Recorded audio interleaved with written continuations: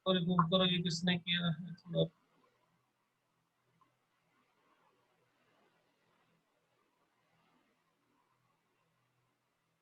आगे सभी चलिए। अब देखिए यहाँ पर इसको मैं कर रहा हूँ तो -2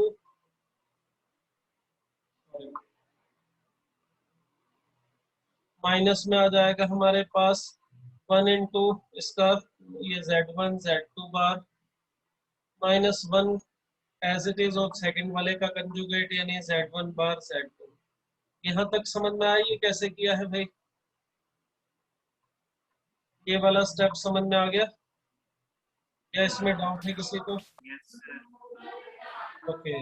अब इसके बाद देखिए यहाँ से ये दोनों टर्म आप कैंसिल आउट कर सकते हो, सेम है। अब इन सबको अगर मैं एक साइड कर लूं तो इसे मैं उठा के उधर ले चलता हूँ। अच्छा इसको भी देखो, ये वाला जो है 1 प्लस, इसे आप मॉड ऑफ Z1 का स्क्वायर और मॉड ऑफ Z2 का स्क्वायर ऐसे अलग अलग लिख सकते हो। बार आप छोड़ सकते हो क्योंकि आपको प्रॉपर्टी बताई Z बार का मोड हो या Z का मोड हो एक ही बात है। तो यहाँ पे ये जो हमें मिल रहा है mod of Z1 square plus mod of Z2 square is less than 1 plus mod of Z1 square Z2 square. इन दोनों को उठा के इधर ले चलो तो आपको मिलेगा mod of Z1 square plus mod of Z1 square Z2 square का मॉड माइनस आ जाएगा mod of Z1 square minus होगा मॉड ऑफ Z2 स्क्वायर और plus 1 as it is greater than 0। ये देखो ध्यान से फैक्टर बन रहे हैं इसके।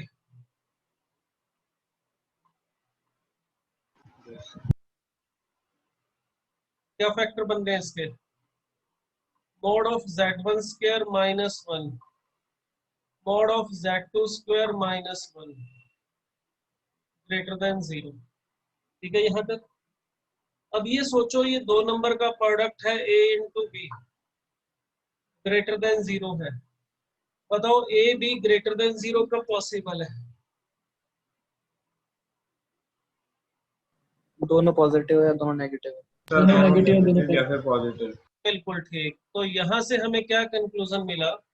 हमें मिला ये हमारे पास रिजल्ट आया था mod of Z1 square -1 into mod of Z2 square -1 greater than 0। तो दो नंबर का product A be greater than 0 है तो या तो दोनों पॉजिटिव होंगे, मॉड ऑफ Z1 स्क्वायर -1 से बड़ा 1 से बड़ा होगा और मॉड ऑफ Z2 स्क्वायर भी 1 से बड़ा होगा। और दूसरी संभावना ये है मॉड ऑफ Z1 स्क्वायर भी लेस देन 1 होगा and mod of Z2 square भी लेस देन 1 होगा। तो ये दो संभावनाएं हैं हमारे पास। अब बताओ मॉड ऑफ Z1 स्क्वायर अगर लेस देन 1 है तो मॉड ऑफ Z1 के बारे में क्या लिखूंगा? इससे क्या लिखना चाहिए?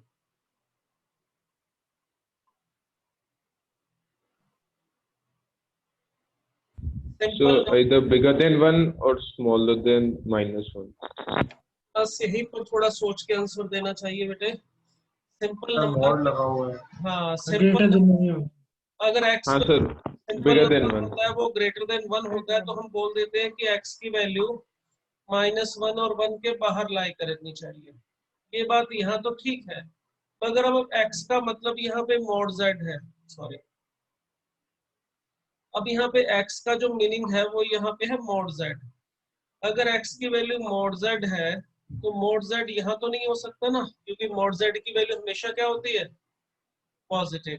तो इसका मतलब यहाँ से सिर्फ यही लिख सकते हो मॉड z ग्रेटर देन 1 और इससे भी इसी तरह से यही लिखा जा सकता है mod of Z1 greater than 1 and mod of Z2 greater than 1।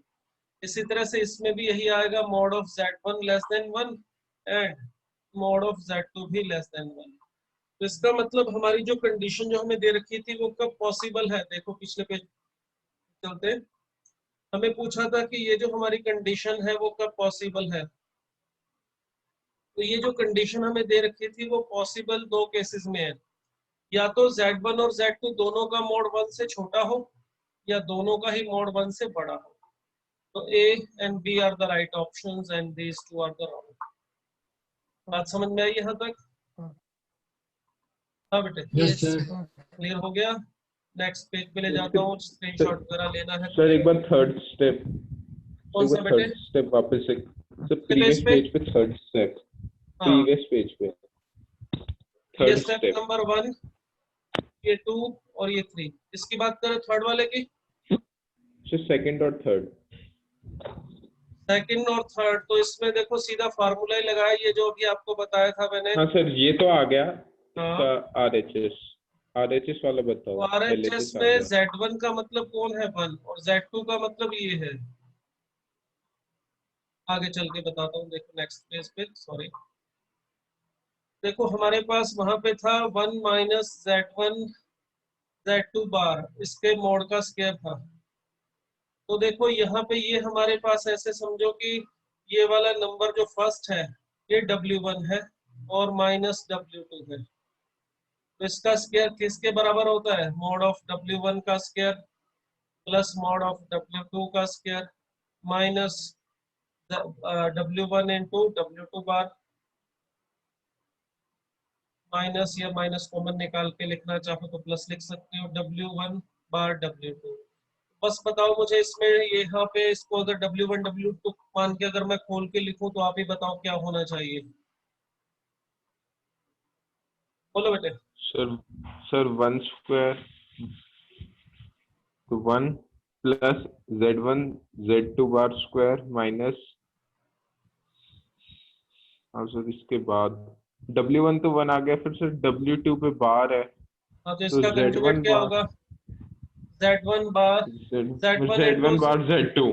हाँ तो वही लिखा ना, ओके Z1 सर, बार हाँ Z2, और फिर ओके प्लस सर, ये थैंक यू W1 सर। बार का 1 हो जाएगा और W2 का मतलब Z1 Z2 बार हो जाएगा। ठीक है, यही लिखा है देखो चल के।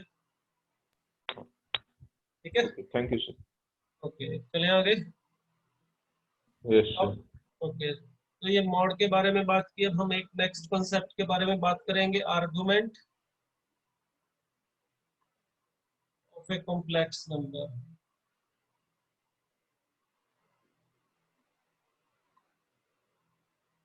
आर्गुमेंट ऑफ कॉम्प्लेक्स नंबर क्या होता है? देखिए,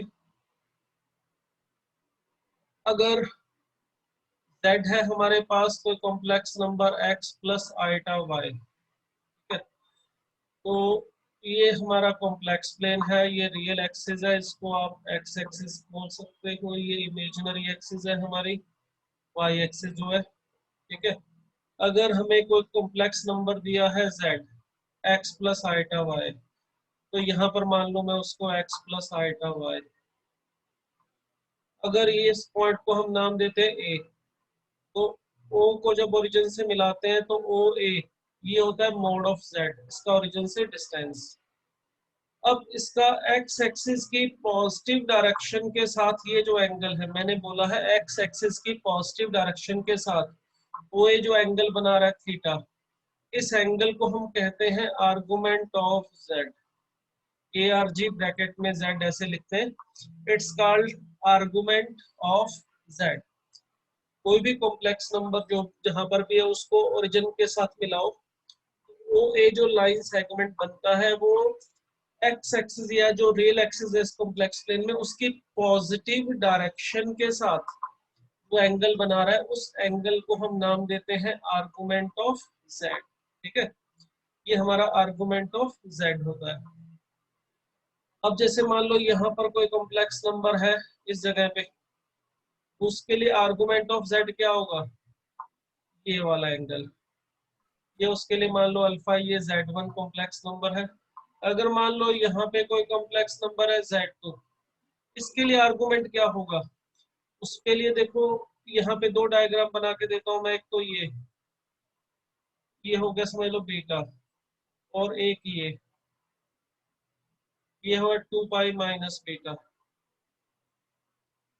तो आर्गुमेंट कौन सा है? 2 pi minus beta. 2 2 minus pi beta. Minus beta. देखो आर्गुमेंट 2 के पाई लिए माइनस मैंने, बीटा। हाँ बिल्कुल ठीक, आपको याद है आप लोगों ने स्लोप किया हुआ है 11th क्लास में। 11th में जब किसी भी लाइन की स्लोप ढूंढते हैं तो स्लोप ढूंढने के लिए जो हम एंगल लेते हैं उसका, किसी भी लाइन का, वो एक्स एक्सिस की पॉजिटिव डायरेक्शन के साथ लेते हैं। और उसकी जो मेजरमेंट है वो कैसे करते हैं। जैसे ये लाइन है कोई, ये एक्स एक्सिस है, तो अगर मुझे किसी लाइन की स्लोप लेनी है तो यहाँ पे दो एंगल बन रहे हैं, एक तो एंगल ये है और एक एंगल ये है, ठीक है। इन दोनों में से ये मान लो एंगल 1 है और ये एंगल 2 है, या थीटा और पाई माइनस थीटा जो भी नाम है। तो जब एक्स एक्सिस की पॉजिटिव डायरेक्शन के साथ एंगल बोला गया तो इसका मतलब ये होता है कि जहां पे लाइन एक्स एक्सिस को कट करती है उस पॉइंट से राइट हैंड साइड में उसकी एक्स एक्सिस की पॉजिटिव डायरेक्शन होती है और उस पॉइंट के लेफ्ट हैंड साइड में एक्स एक्सिस की नेगेटिव डायरेक्शन होती है। तो किसी भी पॉइंट का स्लोप लेने के लिए जो एंगल लेना होता है उस एंगल के लिए आप उस लाइन की एक्स एक्सिस के साथ जो एक्स एक्सिस की पॉजिटिव डायरेक्शन के साथ जो एंगल बन रहा है वो लेना होता है। दूसरी बात, एंगल को मेजर करने के लिए जो रूल होता है वो ये होता है कि एंगल की मेजरमेंट हमेशा एक्स एक्सिस से स्टार्ट की जाती है, यानी ये हमारा इनिशियल पॉइंट होगा और ये हमारा फाइनल पॉइंट होगा। तीसरा पॉइंट होता है कि एंगल अगर एंटी क्लॉकवाइज रोटेशन में आ रहा है तो पॉजिटिव माना जाएगा और क्लॉकवाइज में आ रहा है तो नेगेटिव माना जाएगा। अब यहाँ से ये जो मैंने बातें बताई तीन, इसको ध्यान से समझ लो, यही आर्गुमेंट में भी एप्लीकेबल होंगी। जब हम किसी लाइन की स्लोप ढूंढने के लिए उसका एंगल लेते हैं एक्स एक्सिस के साथ, तो उस एंगल के लिए तीन बातें ध्यान में रखनी। स्लोप तभी मिलेगी जब ये तीनों बातें ध्यान रखोगे। पहली बात, वो जो एंगल है एक्स एक्सिस की पॉजिटिव डायरेक्शन के साथ लेना होगा। तो यहाँ पे देखो एंगल 1 2 3 मैं कुछ ऐसे लिख रहा हूँ, ये चलो थीटा है, ठीक है। अगर ये थीटा है और ये मान लो अल्फा है या पाई माइनस थीटा जो भी है, अब थीटा और अल्फा में जो अल्फा एंगल है वो देखो एक्स एक्सिस की नेगेटिव डायरेक्शन के साथ बन रहा है इस लाइन का एंगल, तो ये एंगल स्लोप नहीं देगा, ठीक है। This angle does not give the slope, तो ये एंगल स्लोप के लिए कभी यूज नहीं होगा। जो मैंने पहली बात बताई उसके हिसाब से हम ये डिसाइड कर सकते हैं कि हमने ये एंगल 2 नहीं लेना है, ठीक है। अगर एंगल 2 नहीं लेना है, ये अल्फा जो मैंने लिखा था वो नहीं लेना है, वो तो चलो सीन से निकल गया। अब दूसरी बात मैंने बताई, किसी भी लाइन की स्लोप लेने के लिए उसका एक्स एक्सिस की पॉजिटिव डायरेक्शन के साथ एंगल लेना है और एंगल की मेजरमेंट स्टार्ट करनी होती है एक्स एक्सिस से, यानी कि एक्स एक्सिस से उस लाइन की तरफ रोटेट करना होता है। तो एक्स एक्सिस से लाइन की तरफ रोटेट करना है तो मैं ऐसे भी कर सकता हूँ और ऐसे भी कर सकता हूँ। ये दोनों एंगल अल्फा थीटा और ये जो भी है, चलो ये अल्फा लिख दो, बीटा लिख दो इसको मैं। अब ये दोनों एंगल अल्फा और बीटा एक्स एक्सिस की पॉजिटिव डायरेक्शन के साथ बन रहे हैं, तो स्लोप किससे मिलेगी? लाइन की स्लोप थीटा से मिलेगी या बीटा से मिलेगी? थीटा से। क्यों? थीटा से। थीटा से। बीटा में क्या गलती है भाई?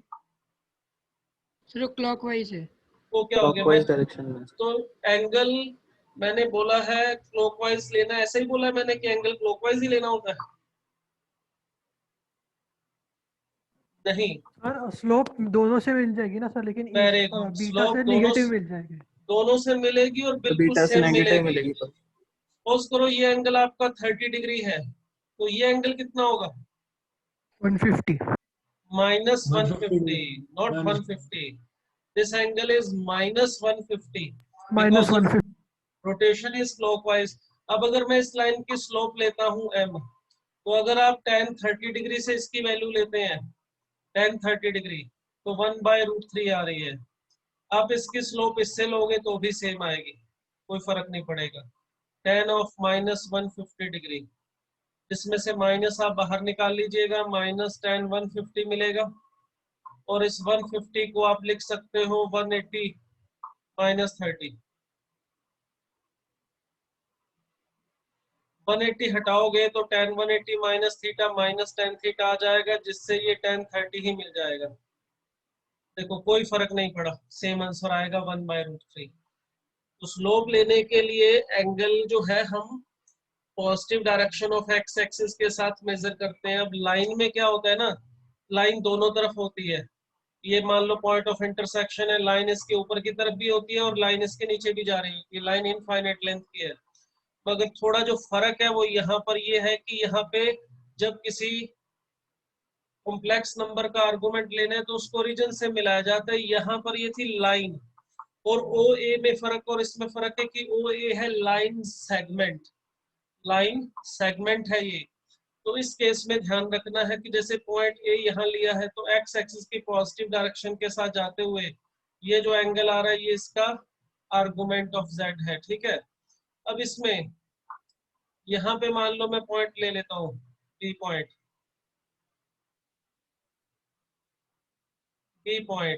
तो बी पॉइंट अगर यहाँ पर है, मान लो ये Z1 था हमारा और ये है Z2, चलो ऐसे मान लेते हैं।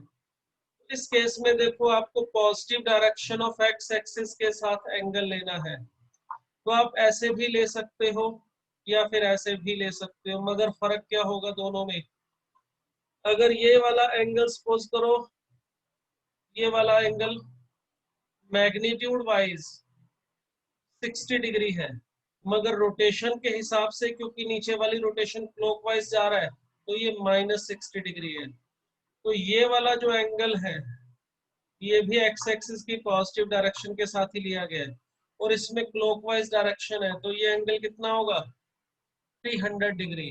तो अगर आपको आर्गुमेंट ऑफ जेड बताना है इस केस में Z2, तो आप बोल सकते हो 300 डिग्री या ये भी बोल सकते हो -60 डिग्री, दोनों ही आंसर सही होंगे, ठीक है।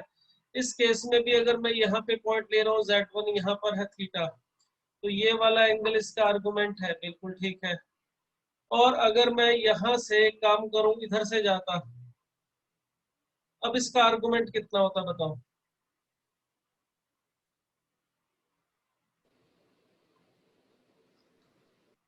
Theta minus 360। 2 pi minus theta. Magnitude wise देखोगे तो ये 360 माइनस थीटा है ये वाला एंगल, ठीक है। मगर क्योंकि इसकी रोटेशन जो हो रही है वो क्लॉकवाइज हो रही है तो एंगल नेगेटिव है, तो इसलिए माइनस आगे लगाना पड़ेगा। तो ये थीटा -360 को भी आप इसका आर्गुमेंट बोल सकते हो। तो किसी भी कॉम्प्लेक्स नंबर के आर्गुमेंट का क्या मतलब होगा, उस कॉम्प्लेक्स नंबर को ओरिजिन से मिला दो। ओरिजिन से मिलाने के बाद वो ओएस जो एंगल बन रहा है ओरिजिन से जो एक्स एक्सिस की पॉजिटिव डायरेक्शन के साथ जो एंगल बन रहा है उसका, वो एंगल हमारा कहलाता है argument of a complex number. कोई डाउट है यहाँ तक? हाँ बेटे, आर्गुमेंट क्लियर हो गया, क्या चीज होती है, what is the meaning of argument? Yes sir. Good. Yes sir. अब इसी में कुछ और बातें ऐड कर रहा हूँ, उसे समझिएगा। अगर मान लेते हैं यहाँ पर मेरे पास कॉम्प्लेक्स नंबर है z,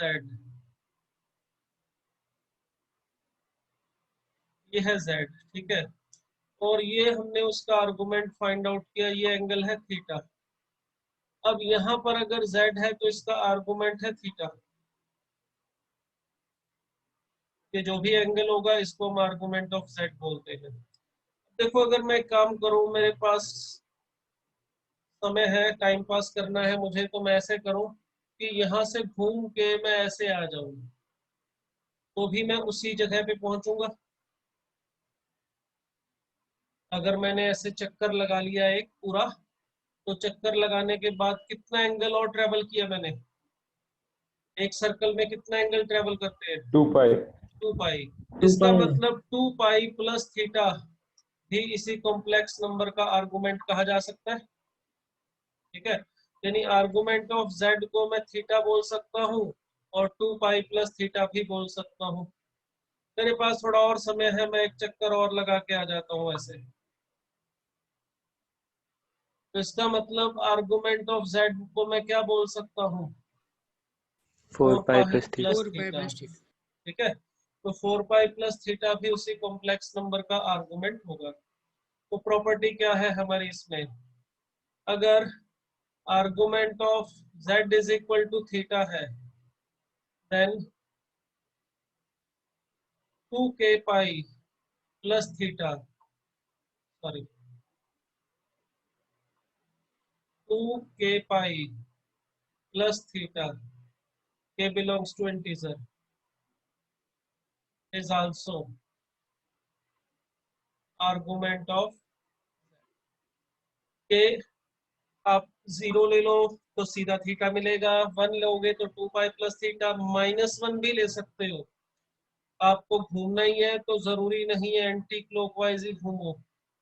यहाँ पर थे ये थीटा था, अब आप इसको ऐसे भी जा सकते थे, ऐसे इस तरह से करके उल्टा, तो भी आपको जो एंगल मिलेगा वही मिलेगा।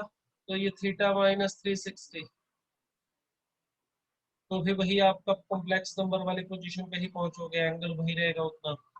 तो के की वैल्यू में -1 भी ले सकता हूँ, और घूमना है तो एक चक्कर और लगा के आ जाओ क्लॉकवाइज, तो -360 और कर दो, मतलब थीटा माइनस 4 पाई। तो आप के की वैल्यू पॉजिटिव भी ले सकते हो, नेगेटिव भी ले सकते हो, कोई दिक्कत नहीं। अगर किसी कॉम्प्लेक्स नंबर का आर्गुमेंट थीटा है तो 2k पाई प्लस थीटा को भी हम उस कॉम्प्लेक्स नंबर का आर्गुमेंट बोल सकते हैं। तो डाउट बेटे इसमें? Next, No, sir. The value of theta या argument of z which lies between 0 to 2 pi, जिसमें 0 पे मैंने क्लोज लगाया है, 2 पाई पे नहीं। जो वैल्यू 0 से 2 पाई के बीच में लाई करेगी is called least positive argument of z। इसे हम least positive argument of z बोलते हैं। जो वैल्यू थीटा की 0 से 2 पाई के बीच में है उसे लीस्ट पॉजिटिव आर्गुमेंट बोल दिया जाता है। इसमें 0 पे मैंने इक्वल टू और 2 पाई पे क्यों नहीं लगाया, उसका कारण भी बहुत सिंपल है। अगर हम कॉम्प्लेक्स नंबर ले, सर एक बार प्रीवियस पेज दिखा दीजिए। लो बेटे, ओके सर। अगर हम यहाँ पे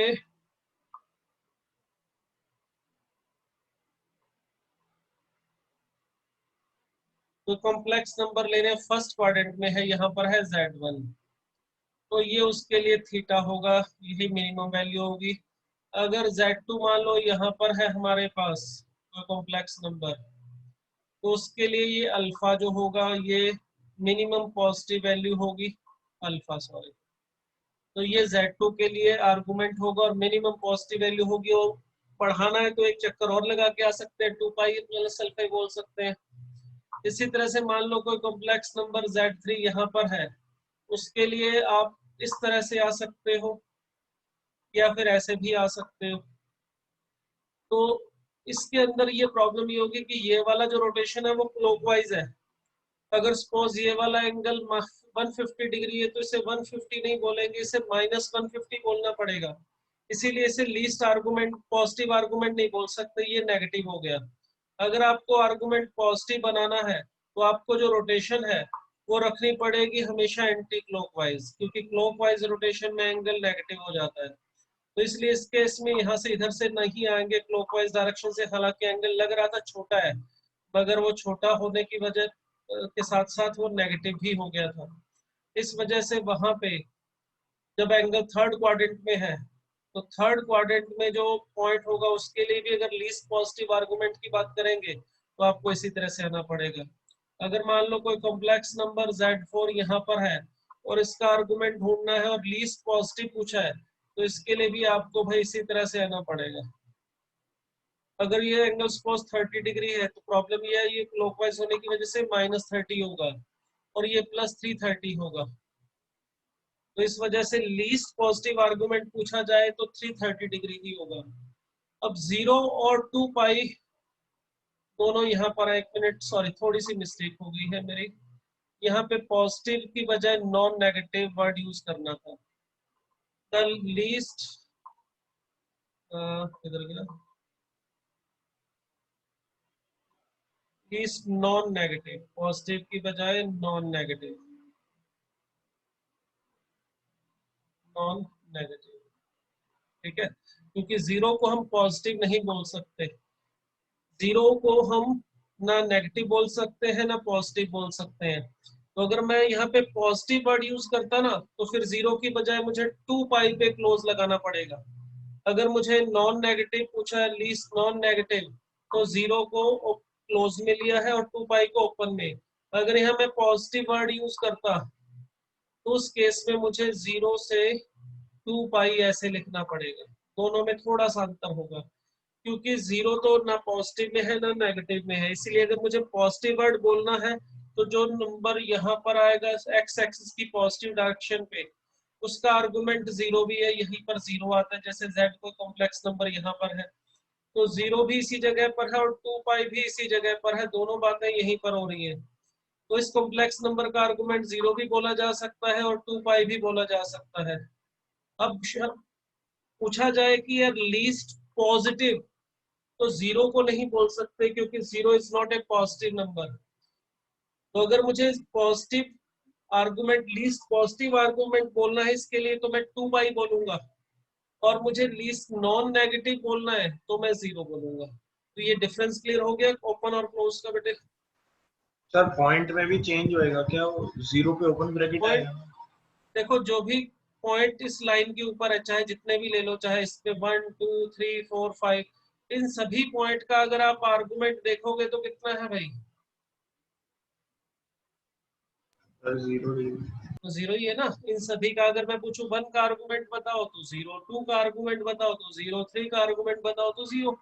0 भी बोल सकते हो, 2 पाई भी बोल सकते हो, 4 पाई भी बोल सकते हो, 6 पाई भी बोलोगे तो भी कोई गलती नहीं है, क्योंकि थीटा अगर आर्गुमेंट है तो 2 पाई प्लस थीटा भी आर्गुमेंट ही होता है। तो इसका मतलब यहाँ पर इस केस में हमारा ये जो क्या कहते हैं, least positive argument word use किया है तो 2 पाई, अगर least non negative argument use किया है तो इन नंबर्स के लिए क्या होना चाहिए? 0।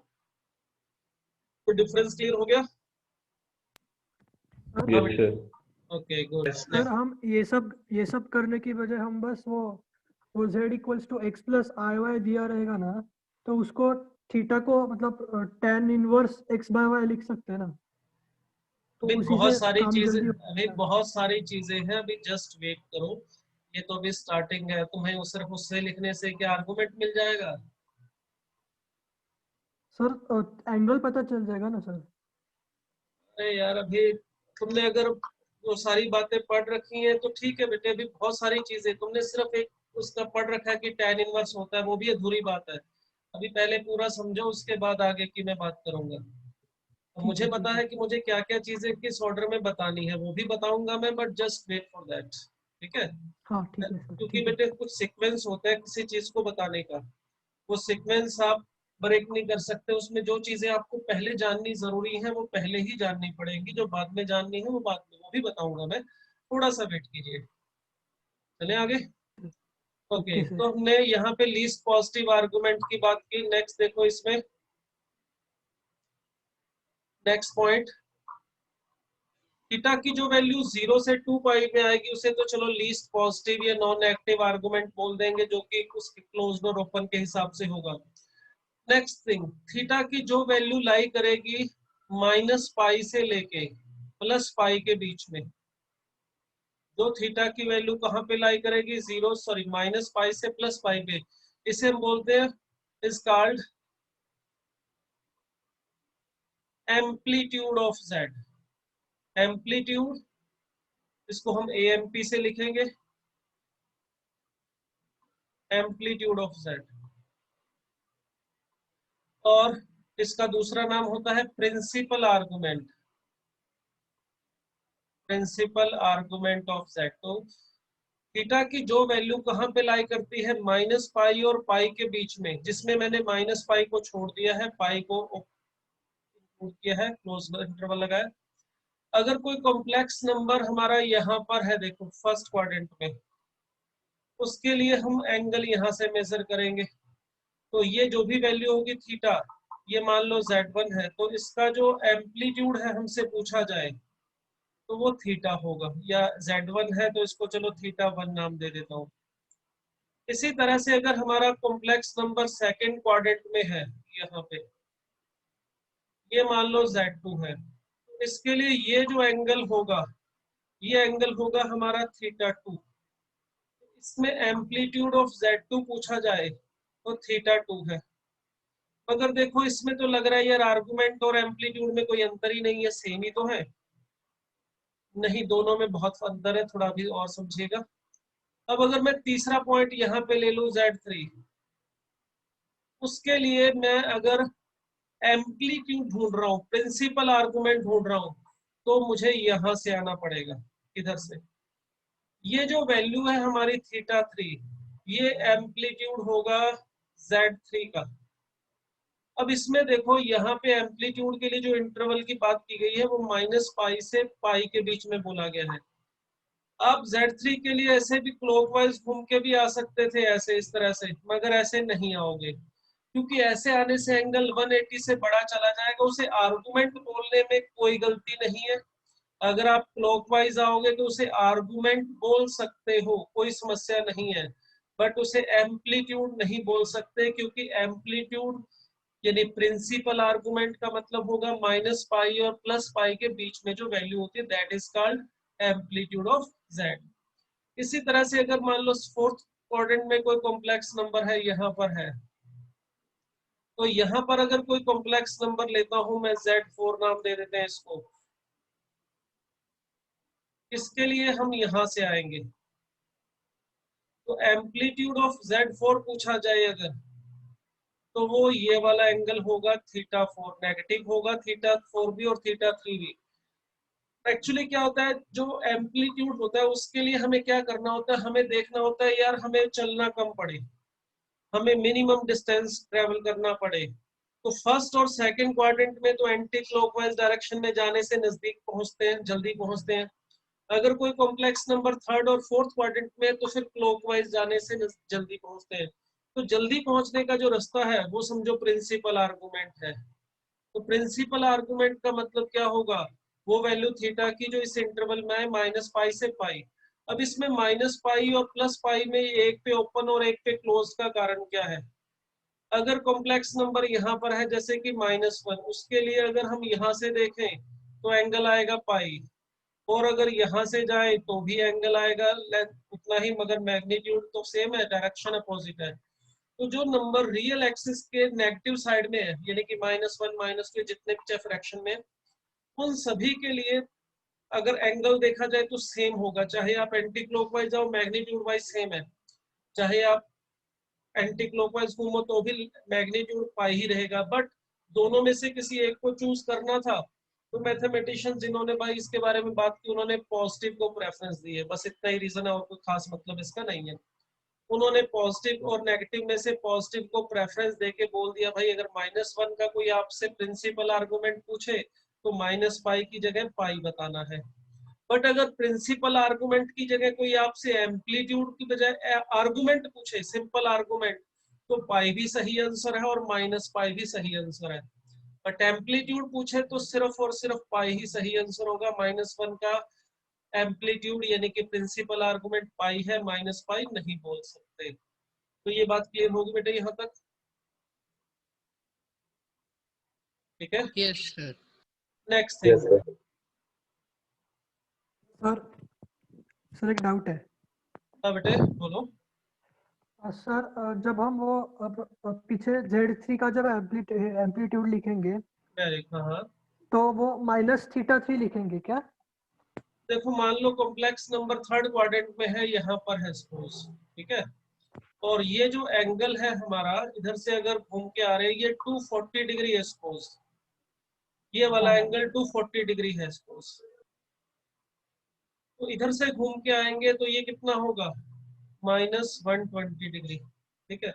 अगर यहाँ पे ये कॉम्प्लेक्स नंबर Z का मुझसे कोई पूछे भाई एम्पलीट्यूड बताओ, एम्पलीट्यूड Z यहाँ पर है, ठीक है, अगर इस केस में मुझे कोई पूछे भाई एम्पलीट्यूड ऑफ Z कितना होगा, तो सही आंसर है -120 डिग्री। अगर कोई मुझे पूछे भाई आर्गुमेंट ऑफ Z कितना होगा, तो 240 भी सही आंसर माना जाएगा, और अगर आपने -120 लिख दिया तो भी सही आंसर माना जाएगा। आप इसमें 360 और ऐड कर दो, 240 + 360 कितना हो जाएगा, 600 लिख दोगे तो भी सही माना जाएगा, ठीक है। ठीक है, और हाँ बेटे क्लियर हो गया डाउट आपका।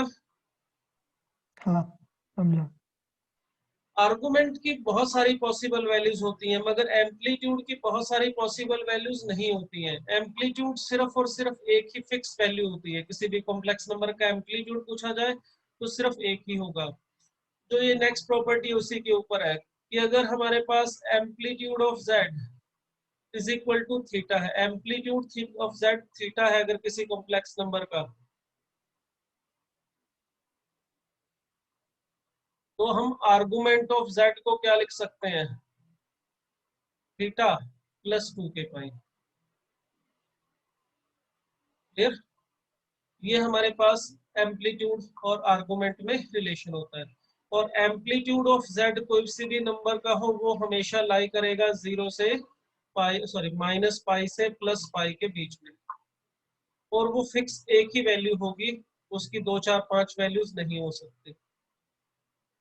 अब हम नेक्स्ट बात करने वाले हैं method to find the amplitude. मगर ये 3 4 5 मिनट में बात नहीं हो पाएगी, आधी बात रह जाएगी बीच में, तो थोड़ा सा चलो नेक्स्ट 5 7 मिनट और खींच लेंगे आगे, मीटिंग शुरू कर। एक बार मैं इसको क्लोज कर रहा हूँ, मीटिंग दोबारा स्टार्ट कर रहा हूँ, क्योंकि 2 3 मिनट बचे फिर ब्रेक होगा। ठीक है, तो आप इसी मीटिंग को दोबारा ज्वाइन करो इसी लिंक को क्लिक करके। Okay sir.